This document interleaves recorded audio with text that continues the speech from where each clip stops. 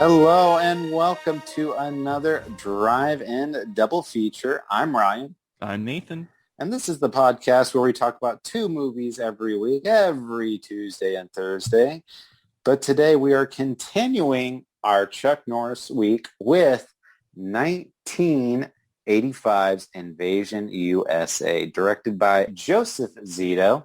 This movie, Nathan, this is the Chuck Norris that everyone's been talking about. I really wanted to talk about that because when I watched Invasion USA, that's when I was like, oh, this is what everybody means by Chuck Norris is a badass that can do anything. This movie is absolutely crazy. Yeah, I'll just come out with it. Might not be a popular opinion. I really liked this movie. Not that it's like a good movie quality wise, but I had a blast because it is just balls to the walls insane. Nathan, so I texted you when I was 20 minutes into this movie, and I'm just like, we're going to have a lot to talk because so the opening scene in this movie, it starts with a bunch of immigrants on a boat from Cuba, and they're sailing trying to get to America, and a boat shows up, like a Coast Guard boat, and they're thinking that they're saved. They're going to take them to America. And on this immigrant boat too, it's just, it's like little kids, old people, men, women, and Yeah, all of a sudden the Coast Guard just pulls out assault rifles and just mows down this boat of immigrants. it's Like I horrible. I remember watching that scene, and I put my hands on my face like, Home Alone, and I'm just like, oh, like, I was Yeah, so shocked. it sets up these characters to be so lovable too, right? Because like it's like a child talking to like their dad, and it's like, "Are we almost to America?" Like they're like excited. The Coast Guard says like, "Welcome to America," and they're like happy, laughing, about to climb onto the ship, ready to be Americans, and they just get mowed down. It is like one of the most evil openings to a movie I've ever seen.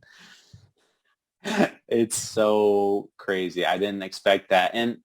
So, and like I said, that's the very first scene in the movie. It cut to shirtless Chuck Norris on an airboat going into town. And then, Yeah.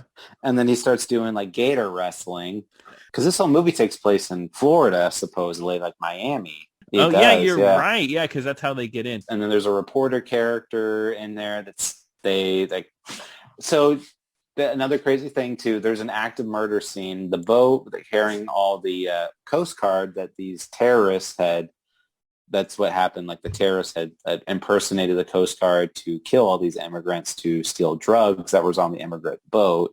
Hmm. Um, but anyway, there's an active murder scene, and this reporter sneaks onto the boat and just starts taking pictures of all these dead bodies while there's like an active murder investigation going on. And she's like, haven't you guys heard of the First Amendment? Like she can just has the right to just take pictures of people's dead bodies that she Right. illegally got onto as an active crime investigation. Yeah. And just like, and this lady, she keeps goading the cops on the whole movie. I want to talk about the main villain here, played by Richard Lynch. What a screen presence. Because he just, he has a scarred up face and everything. Once again, just like the epitome of like evil. I think the moment that really got me was just seeing him in that boat, just like being so happy that he just murdered a bunch of innocent people, right? With no care in the world. And people die in this movie. The villains kill people in this movie, zero remorse. Like probably the quickest Oh kills yeah. I've ever seen in a movie. Like there, that beach scene where they kill like the couple, dude just like like shoots him point blank, no thoughts. It's it's insane. Yeah, but so the very opening scene, I'm like, okay, that's going to be the most shocking thing in the movie. They're going to really open with the bank, but it wasn't because not even 10 minutes later, Richard Lynch goes to like a drug den, Mm-hmm. and he's trying to sell this guy the drugs that are there, and the guy and this Richard Lynch just goes crazy, and there's a woman like testing out the drug. She's snorting Yeah. it. Oh my God. So she's got like a metal, snifter up her nose. So Richard Lynch grabs the woman's head, slams it down into the drugs while she still has the little metal straw in her nose, and it impales her in the nose. And then Richard Lynch, whose specialty in this movie, because he does this more than once, he opens the guy's pants and just starts shooting the guy's junk. Yeah, like the bad guy's really evil when he shoots like two separate dudes in the dick. Like, I love that shot of him like just straight opening his pants, putting the gun in and blowing off his genitals. Just total insult to injury. It's like, he's not doing it to kill them. He's like, I want you to die in the most painful way, you can imagine. But here's what I really love about this movie. All right, so you just heard about Richard Lynch, right? Sounds like a really evil, horrible guy. He's like scared shitless of Chuck Norris. One of my favorite scenes that made me bust out laughing, and I don't think it's supposed to, is he wakes up from a nightmare of Chuck Norris killing him. He like wakes up in bed and like in like a sweat, like, oh my God. Oh, and then like the other bad guys are like, did you have that dream again? He's like, yeah, the nightmare. Because it's such a daily occurrence that this happens so often that even his own goons are even aware of him having this horrible dream. Yeah, this Norris phobia. Yeah, because I guess Chuck Norris is just like in this the ultimate action hero, and like he kind of is. Like, this man can get away with anything. He's a pro. Because he's a former CIA agent, and he's retired. He's out living in the Florida Everglades, and they tried to bring him out of retirement because these people are starting to invade America, and they're like, you have to help us, Chuck. And it's really funny because they're like, okay, well, the bad guys know exactly where Chuck Norris is. So they go to his house, which is just like a little shack, and he lives there with another Native American guy whose name is John Eagle. And by the way, in our last movie, Firewalker, the guy's name was Tall Eagle. So wow, you got to have Eagle. Part of the Eagle family heritage. Yeah, I think that's part of the Chuck Norris connected universe that they had going on. John, all their brothers, Tall and John. John, yeah. But I recognized him too, because I used to love watching Saved by the Bell, and John Eagle plays a character that Zach has to give a presentation on Native Americans, and he does like a really offensive Native American presentation with like all the stereotypes. And of course, he talks to a Native American man named Chief Henry, and that's the same guy. But yeah. Anyway, I digress. So anyway, the bad guys show up, and John Eagle, who has a shotgun, these are all these elite mercenaries, guerrilla guys. John Eagle is able to like kill like 3 of them with a shotgun before they even like pop a shot off on this old man. Yeah, absolutely. Like, this military here must be like so weak, because they get literally destroyed by Chuck Norris. Takes down a whole army himself, pretty much. Like, it's like the Arnold Schwarzenegger commando deal where he just, one man takes everybody down. And that another funny scene. So they blow up the shack thinking Chuck Norris is there. And then the building, so Chuck Norris goes to his shack, which is already burnt down at this point. It's just, it's a bunch of ash. And as he's walking away, Chuck Norris lights it on fire again, even though it's like charred remains. I didn't understand that. I don't know what his deal was. I guess because he put John Eagle, who got murdered, I guess he was burning his body alive or something, which, whatever. But yeah, I don't know. And it's funny because then after the bad guys think that they killed Chuck Norris, they go to a hot dog stand to grab a hot dog.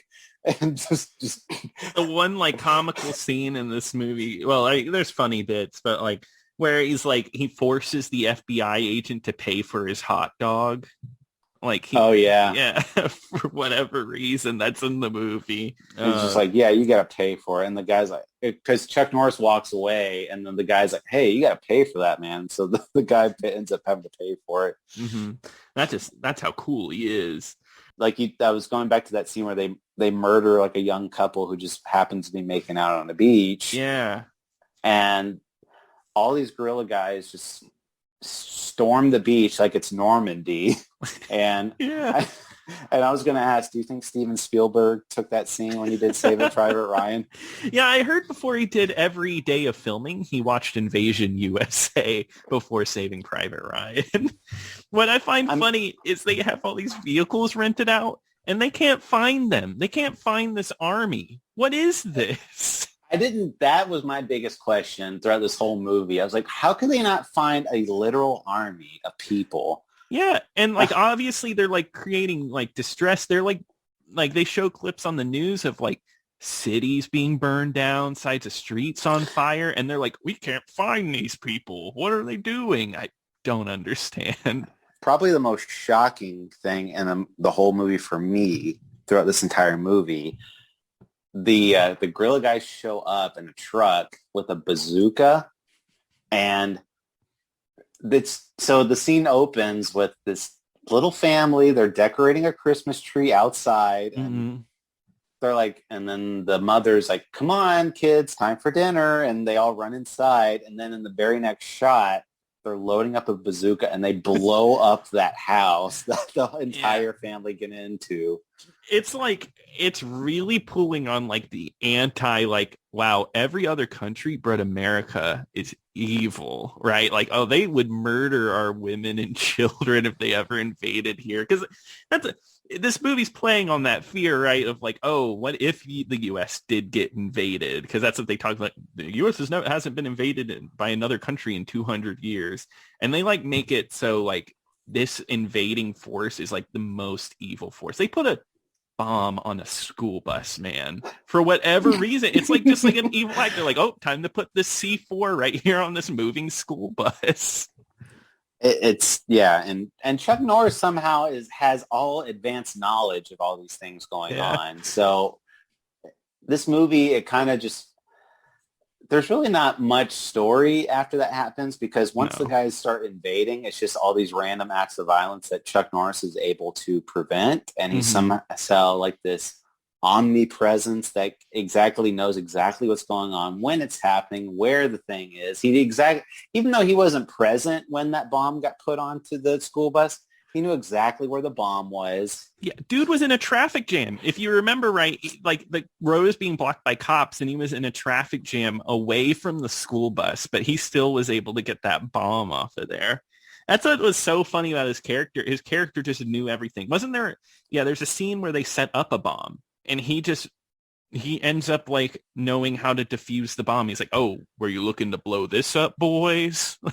Oh yeah, so the bad guys are going to blow up a church. So America's being fully invaded by this point, and people are really afraid. So they go to a church to kind of seek solace in that. And the bad guys are like, oh, these people are in a church, and they put a bomb at the front door of a church, intending to blow up all these people inside of a church. And then Chuck Norris takes the bomb, and when they push down the plunger, the bomb doesn't go off. So Chuck Norris, like you said, he's like, hey, you looking for this? And he throws the bomb back at him and then diffuses the bomb from the roof. Or not diffuses. He activates the bomb and the bomb goes off and kills all the bad guys. Wow. What a badass. It's so, I mean, that's the kind of ridiculous stuff that you see in this movie. Yeah, it's just all around just like a completely ridiculous movie. That's what makes it such a good time for me. I was just having so much fun watching this movie. This is one of those movies I love doing this show with you. Like I get to see something like this where it's just so like outlandishly fun, because it's just so, I don't know how like this movie ever got made. It's bonkers. It's absolutely bonkers. There's two scenes in here that actually had me like laughing pretty hard. So there's one scene where the bad guys go to a mall, and one guy, he places a bomb into a shopping bag, and he just Mhm. kind of leaves it there on the Yeah. floor. And then this guy who's like a total good Samaritan, he snatches it up and he's like, "Hey, buddy, you left this there." And and the bad guy's running away like full sprint, and the guy is running full sprint at him with the bomb. And he's Yeah. like, "Hey, like I'm trying Hold to up. give you Wait, wait. wait." Yeah, and he doesn't understand why the guy's not stopping, but he's still like sprinting after the guy. And Mhm. then the guy all of a sudden just pulls out a gun and just blows him away, just kills the Yeah. guy. Oh my God. uh, and then the second scene also happened right at the end of the mall scene. The bad guys steal a car and then they randomly decide they want to kidnap a woman, but they don't throw the woman in the car. They just grab her by the hair. And the Yeah. woman, this poor woman is just screaming because she's hanging. Imagine like your head is hanging on the inside of a vehicle, but like the rest of your body is being like held outside of it because that's Hmm. how it was. Like the guy just had his arm sticking out the window and he was grabbing the woman's hair and just literally like holding this woman as they were doing a high-speed car Was chase. there any purpose to the kidnapping? I don't I under I know. Yeah, I was once again it's just these dudes doing evil acts for no reason. And this scene is wild too because the reporter lady that's been like dogging the cops is with Chuck Norris, who she calls cowboy for whatever reason. Chuck Norris perfectly drives the car so she can perfectly grab a hold of her and save the day. But right before that they hit train tracks and Hmm. this one the car goes airborne when they hit the train tracks and the poor woman is like still outside of the vehicle. So you just see this woman, this poor stunt person that's hanging outside of the vehicle while this car is being going airborne. I have to break a neck. Oh my God. I can't believe that. Um, that scene that's right before that, I love that. There's something about shopping malls and movies that I really like. I think we've touched on this before with way back with Police Story, but there's something about the look of like a mall or a shopping mall that's really cool. But like they blow this place to bits. Like there's like shots of stuff exploding and people flying. Like it is crazy. There's so many explosions in this movie and just they do not care. They just still murder a bunch of people. I mean, who Yeah, cares? So but Chuck Norris, he's equally as like messed up. There's like a scene where he like stabs a dude in the hand to interrogate him and he like jiggles it around the blade in his hand to like make him answer him. It's like really messed up and then hands him a live grenade, puts it in his hand. Is like, all right, if you survive this, can you tell your boss that I did this to you? It's yeah, like, damn.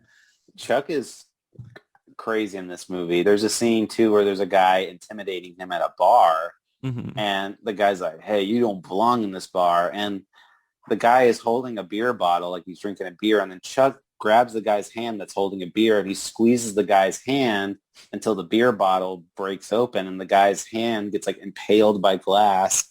Yeah, it's something to watch, like because there's blood and everything, and it's such a hard R action movie. Because I feel like you see an action movie now, they usually try to keep it around a PG-13 region, and this is like a hard R. Like it is like a hard R action movie. Practical effects too, and Yep, which makes it much more appealing because now I see so many action movies now where it's just these digital blood spatters and it's I so hate that obvious. look. It's so obviously digital and it just does not look good. It doesn't look real. It just looks like somebody drew blood onto a screen. But I Mhm. digress. But I love the special effects in here. You could tell like they're like, let's just put all of our time and effort into explosions. Yeah, Uh, yeah. It's just really a spectacle movie from start to finish. It's so much to look at. It's so much fun, and what an ending too. This movie ends like so many of our movies where it just like ends. Like it just kind of like, oh, it's over. Movie's done. Yeah. But, like this time I think it kind of worked. I mean, there's not really much more you can do. I mean, Chuck Yeah, Norris pulls out a bazooka and just he blows up Richard Lynch. And it is a very graphic death. You could it is. see, Yeah. so like it blows out a window and you can see like a skull. You could see his spine just Hmm. being shot airborne, like it through like this engulfed in flames. It is very gruesome. Yeah, yeah, it's like on par with like a horror movie, how gruesome this movie is. Left me awestruck a little how much at the end of the day I had a good time with this one. Yeah, it was a really good time. I do wonder though, so there are some behind the scenes facts in this movie. I went back to the Canon documentary to Oh, watch cool, it. cool. Yeah. Apparently too, there was a lot more story to this movie. And I kind of get that impression because Hmm. it really seems like a lot of that stuff was left on the cutting room floor. So the director had this vision about why these guys were such bitter rivals and why there was a lot more story. And I think that they did do that. It could have been like maybe like a lot more memorable, maybe possibly, Yeah. Um, I but can't guess. Canon I guess they took a look at the movie and they're just like, we're going to cut all the story out. And this movie's just going to be like because this movie is kind of like, it reminds me of like kind of like a Looney Tunes type of cartoon where it's just Yeah. like set up action. And then, Yeah. No, you're exactly right. That's what it seems like. I feel like, yeah, I wonder if it killed the pacing at all.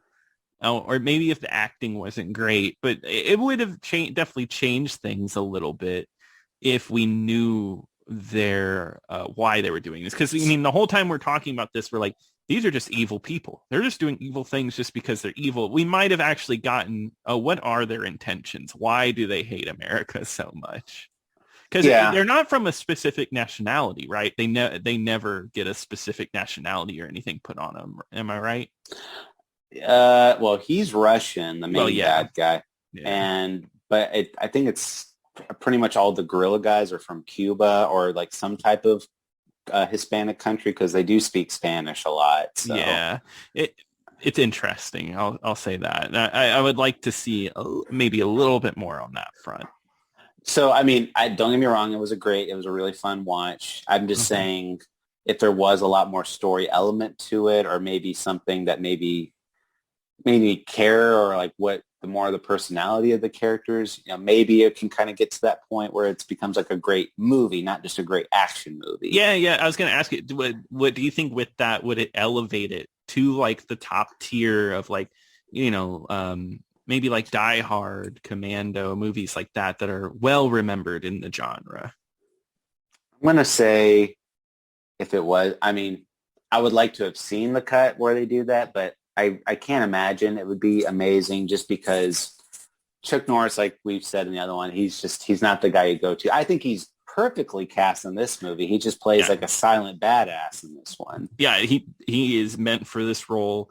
Like we said, the memes make complete sense. This is the movie where that comes from. So I think it does really well. I mean, if you're going to do like a really good movie, and the director even said that, I think there was a great movie in there somewhere. He said that we did some really amazing things, but Mhm. who knows exactly. But I feel like we kind of got like the full potential of this movie already. I think so too. I think we do. I think it exists perfectly where it is now. It's you put it perfectly with the Looney Tunes. It's the Looney Tunes action movie. Pretty much when I imagine the over the top 80s action movie, I'm going to be thinking about this movie now. It's a really fun watch, and I could see myself showing it to friends or like sitting around watching it and having a good time. Mhm. I mean, it was it was a fun watch, and I could see myself watching it again. I mean, but like you said, when you say, "Oh, name an '80s action movie," I mean, you're going to think of Die Hard or Terminator or something like that. But Mhm. this one might start coming into my mind a little more. Yeah, I totally agree. But one other weird thing too. Yeah. One weird moment in there was there's a scene where the reporter is being held hostage, and Chuck Norris, comes in and saves her, and he has to throw. I think it was either a knife or he shot a guy that was holding her hostage, and she gets really mad at him, and she calls him a creep, like you creep. I'm like he saved you. You would be That's right. dead. Yeah. It doesn't. I feel like their plot line is so odd. And she tries throwing and then she throws like a trash can lid at him, but throws it and completely misses him. Yeah, because Chuck Norris can just deflect it with his mind, I guess. I don't He know. wasn't even, yeah, he had his back turned and she just missed. Yeah. But supposedly another behind the scenes and is that Chuck Norris like adamantly wanted Whoopi Goldberg in that role. What? What? Like adamantly was like, I want good Whoopi Goldberg as this reporter character. That's like Whoopi Goldberg, like post Color Purple, right? Like not even like Sister Act yet. This was the same year as Color Purple, so I would almost bet that this was filmed probably before Color Purple was even like a big box office hit. So wow, he was just a Whoopi fan. Like he knew her potential from the beginning. That's so interesting. Which I'm like, I guess she was somebody then. I guess, she did stand up. She was a comedian. Yeah. Yeah. So, I mean, I'm sure that she had some notoriety, but it just apparently he really wanted Whoopi Goldberg so much so, in fact, that Joseph Zito was like, no, we're not going to put Whoopi Goldberg in this movie. And then they put the one they ended up going with. And supposedly that pissed off Chuck Norris so much that he refuses to this day to work with Joseph Zito ever again. Wow, because he didn't hire Whoopi Goldberg. That's crazy. Interesting. Like of all, I mean, you wouldn't think of her. I mean, even back then, I mean, I can't think of like, I mean, she's really good. I mean, she's entertaining, but it would be so weird seeing her in this movie. Yeah, I think that's such an odd pick. I couldn't imagine the same year that she was in The Color Purple, she'd be in Invading U.S.A. as well. It's just weird. So originally, do you want to guess the body count in this movie? The body count, God, probably like 115. Is that low? You're close. Okay, yeah. What is it? 129. Nice. Okay, yeah, it was pretty close. Yeah, it's up there. It's up there. And Chuck Norris is responsible for 30 of those deaths. Oh, wow. Which seems low. That seems low, but when I think about it, the terrorists place a lot of bombs that blow up a lot of people. That counts. They blow up whole houses. They blow up a whole carnival gets torched. They burn a whole carnival of children. They shoot an entire boat full of people. Oh, that was the other thing. So with the neighborhood scene, I wanted to get back to that real quick before we end. Is the neighborhood scene where the terrorists pull out the bazooka and they start shooting bazookas at houses in a neighborhood. Just imagine you're in your regular suburb and somebody your house just gets blown up all of a sudden. Mm-hmm. But that scene, that was a real neighborhood that they blew up, and it was scheduled to be demolished to make way for an airport that was being built in Georgia. So all those houses had to go away, but they got special permission to blow up the houses themselves for the movie. So that's awesome. They made a perfect usage of that. Yeah, right time, right place, right? And I'm sure Canon, they were loving that they could save a little bit of money on that part of the movie. They were all about saving money on this thing. Yeah. And supposedly too, I guess like they asked for, like they didn't think they needed more money, and supposedly like Menachem Golan is he's very stingy with money. He doesn't love giving out money, so they were like, oh God, he's not going to give me any money. He might even cut my budget. And they showed him some dailies, and he said he was so delighted by the footage that Menachem actually gave them an extra $2 million. Wow, Menachem really believed in Invasion USA. Hey, and this movie was a hit. It wasn't a monster hit. It was made a couple extra million more than its budget. But supposedly at one point, this was one of the most rented VHS tapes of all time. Yeah, that's my mom saw I was watching two Chuck Norris movies, and I guess when she was growing up, this is exactly what she said actually, was that, we didn't go to the theater that much, and like new movies didn't come to VHS fast back then. but you were always guaranteed that you would find canon movies there. And I guess the family sat around, they watched those Chuck Norris movies. They loved The American Ninja, which I'd love to talk with you, as well as Jean-Claude Van Damme. I guess I didn't know this. My family was huge with Jean-Claude Van Damme. And I think that's what's cool about like canon movies is they really like serve that purpose of like going to the Blockbuster, renting it, and just having like some fun out of a rental. It's there. You can get it. This is a perfect movie for a Saturday night rental. If you're back in the 90s or whatever and you can only rent one VHS tape over the weekend, this would be like a perfect watch. This would satisfy a lot of those needs.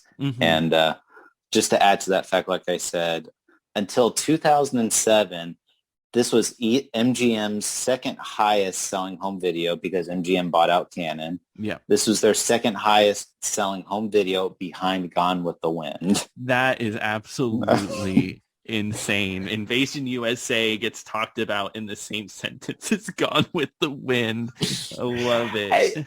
And you know, I mean, in a lot of ways, this is like a Gone with the Wind action movie. It's like the Gone with the Wind. No, man, I'm spitting fibs at this point. The Gone with the Wind of action. Action, yeah. No, but it is. If we haven't said it enough, we had an absolute blast watching this movie. And if you just love watching action movies, I cannot recommend it enough. It is really fun. Yeah, totally agree. It's a great time. I highly recommend it for anybody. You'll have a blast. But I think we're going to be closing the book on Chuck for this week. We had an absolute blast. We had some bad, and it ended on a high note, though. Yeah, I think so. I think it really ended up on a high note. But we're going to get back to our regularly scheduled programs where we just pull out random movies. So, Nathan, what are we going to be talking about next time? So on Tuesday, my pick is going to be Trancers from 1984. We get to talk about another Schlockmeister for the first time, Charles Band of Full Moon Pictures. So, yeah, we'll do a little Trancers. Oh, man, this will be our first Charles Band movie. Cannot wait. But, if you got some memories of Chuck Norris, or you got some other things you'd like to talk about, thoughts, feelings about the podcast, please email us at drive-in-double-feature-podcast@gmail.com. And don't forget to follow us on Twitter at DIDFpod. But until next time.